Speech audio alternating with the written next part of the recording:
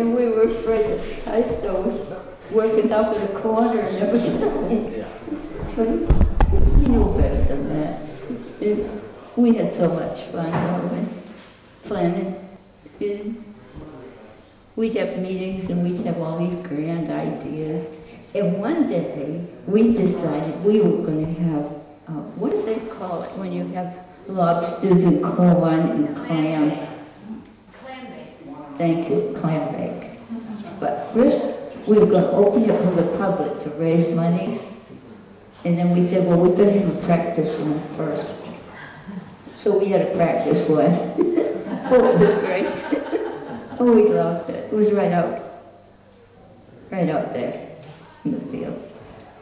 And in those days, the grass was long in places, and we had fire ants in it. Yeah, we don't have any now. And I often... Great. Oh, all right, yeah. But I always remember how we came in. There was hay blowing around on the floor, and of course the old stove, I don't know where the stove came from, but we had an old stove and it was replaced. People would give us things, and oh, we were so grateful. Somebody would bring us a chair, and we'd practically have a celebration. But you know what we had done that was fun? I've got to tell you. There was a young man in Folly Cove who summered, and his hobby was silent movies. And oh, he had all the old funny ones, the comedy ones. I remember one, but I can't remember the actor's name, but it's like a train robbery. And oh, it's funny. And he started saying, well, he could show them here. I said, oh, great. Well, I'll make the cake and the coffee, and you show the pictures, and they'll pay 25 cents or 10 cents. I don't remember now. And do you know what the thrill was? I went outside for something, and the show was on, and everyone was laughing. Everybody was laughing. And that was in days where you very seldom felt like laughing because of the war. So it was just such a wonderful feeling. And then the kids, oh, they wanted to do everything and plan things with us. And we had rummage sales. Oh my gosh. There was so many clothes you could hardly get in the door. But what I loved was having coffee all the time with goodies. Everybody was making something good. And then every time we needed, well, you probably know there was a little pond out here near that big willow tree out that way. And that was great to see that. And then we said, well, we can't have a pond out there with children. So, oh, did we ever work to get that filled in? And what else can I say? Oh, we had shingling and painting, and every time somebody did something new, we had a party or something to celebrate. You know, a nice coffee party, just a nice coffee. And the fellows were great. And then came the problem of having a furnace. Yeah, because now it's different. I think I saw 2 furnaces go by before I retired. I was the secretary for years, not all the time, but publicist, yes. I had to know what they were doing every minute. And of course that's nice because I'm nosy anyway, see how. So that's what you do. And what else can Barbara, how did it come to be formed? Whose idea was it to start the community center, and who were the people who were involved? Whose idea was it? You know, I never thought of that. I think it came from the Pistomers. Laurie Pistomer and his wife Pauline. They were I know they were one of the first ones because we met at their house. And I think Charlie Parsons and his wife, Evelyn Gromblad, she was. And they were in it. Because I took a picture once of the early founders, who most, you know how the men get in the front row. But anyway, so I took a picture of them because I'm not in the picture because I had the camera. But anyway, that shows who was in it. And the Nasons were wonderful, and Earl Nason and his wife, and the senior Nason ran a print shop on Hickory Street. In fact, they did my wedding invitations, I always remember that. And what else can I tell you? Ask me a question. Well, what year was that when was that? It was the 1950s that we started, I'm quite sure. It was the 50s. And believe it or not, we managed to pay off the mortgage ourselves. We kept paying on it and paying on it. And one of the last people who were fighting to keep it from being sold, we never wanted this place sold. And that's bad talk. And it was Ulti Toniati, and he had a lot to do with the Conservation Commission in Gloucester. And he was just wonderful. He would work hard at it. And then we had a special meeting at my house when he was really so ill he could hardly come up the steps.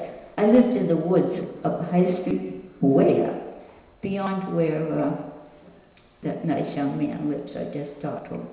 And I forget things sometimes. You're going to ask me questions.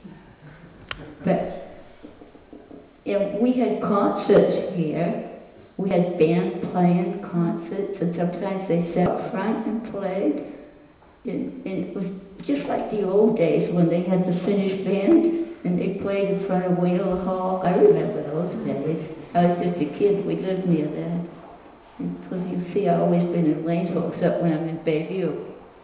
So, well, you know, it's all one place, really.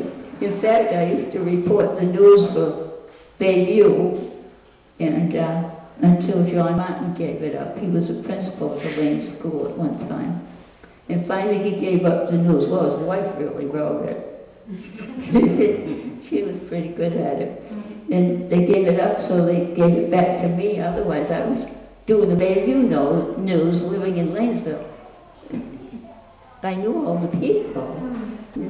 My grandfather lived in Bayview. Why don't you tell us a little about the book? How did you get the idea to write a history of Lanesville, and where did you get those marvelous photographs? Oh, yes. Well, as I was researching my book, Hammers on Stone, I'd be reading old copies of the Cape Ann Advertiser, the real old predecessor to the Times. And when I did that, I kept making notes if I saw something funny about Lanesville, something interesting. Oh, I have to write it down, make a note. I guess I kept it up for about 15 years. You can find a lot of notes in 15 years. But anyway, it was a lot of fun. And that's when Paul Kenyon got hold of me. He said, Barbara, you wrote one book. You managed to do that. Well, he was telling me all the time, Barbara, get that book going. What are you waiting for? Get that book. He was wonderful. And then he said one day, isn't it time you started your second book? I said, oh, you mean the Lanesville one? Well, I got to think of a title. You don't have to think of a title. You think of it when you get done. So that's how I got started. I began reading all these notes, and then I went out and talked to people. And I judge people by, are they 80 or over? Because they knew more, you see. So it was really great. I had wonderful sessions with these elderly people. Like the woman that told me one day, I went to see her in her kitchen. She lived down here. And she said, I said, boy, do you shine up your black stove. It looks beautiful. It looks like black satin. You know, she'd done such a beautiful job, the iron stove. She said, yep. She said, I keep it shined up. She said, you could ride to Boston in it. So funny. And her husband was a fellow who, well, he didn't praise anything he saw. He always found fault with it. But he was so funny that she didn't care. And he always had a bag of candy in his pocket. Hard candy like you see at Christmas time. So I don't know whether he made it last all year or what. he had a tree, he always had some. And when the church spire went up, he was right there chewing candy. Well, guess you did it. I said, yeah, we did it. It was really wonderful. Oh, gee. And what else can I? Well, how about the photographs, Barbara? Where did they Oh, the get How photographs. about the Fosters? Oh, that was the best thing. But you've heard me, or you probably know about Foster's drugstore down the street. And Fred Foster was always thinking of something good to do. So he said, I can't go far from the store. He said, but every time I see an old timer outside my door, I grab my camera and I run outside and take his picture. So he had quite a collection. So we used to put all the prints together and sell them like for 50 cents. But he didn't identify them. So one day I gathered up all the pictures I had and went to his house, and he told me who they were. So I missed 2 of them. And I was so pleased about that. So I thought, ooh, I know who has pictures that maybe I could use. So bless her heart, I went to see Janet Foster, his daughter, and she has been just wonderful. She let me use all the glass negatives that she had stored, and I took them a box at a time, and I got this wonderful retired photographer in Pigeon Cove who used to have a shop in Gloucester.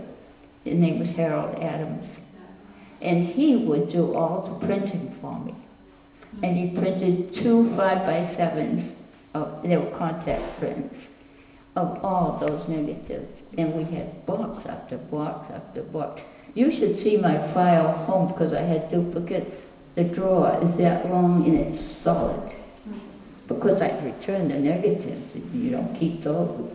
But wasn't I lucky? Yeah. And that's why we see all these pictures in them. Because I sneaked a few of my own in. Great soccer. Well, I spent 2 years taking one of those pictures, trying to get the light right. You know what I thought, you know how you do. If you have cameras, you know what you do. So what else can I do? Well, how long did it take you to write the book? From putting your notes together till the time, I guess we put the book out in 1989. You must have started in the mid-80s to finish writing it. As soon as I retired from the Times, I said, I'm going home, write a book. And that's how I started. But what Greg doesn't know is I typed out the whole book and I brought it to Greg. He said, cut it in half.